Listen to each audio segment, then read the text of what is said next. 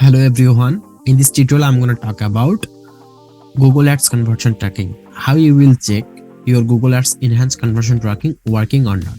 So let's see on my screen.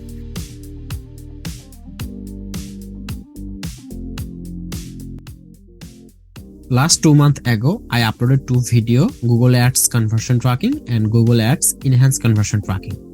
So today I will show you your Google Ads conversion tracking is working or not, your Google Ads enhanced conversion tracking working or not, and data collecting or not. So when I set up Google Ads conversion tracking, so you will see on here something like this.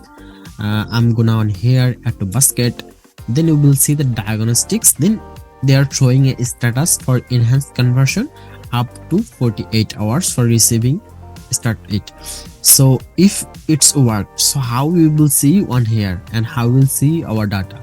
So now I'm going to on here, then we will see our conversion tracking process, then going to diagnostic, then you will see on here your recording enhanced conversion. So this is working perfectly.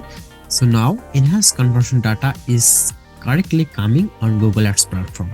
That's why this is green mark and recording enhanced conversion. If this video is helpful, feel free to like this video, subscribe my channel for more upcoming videos. See you on my next video.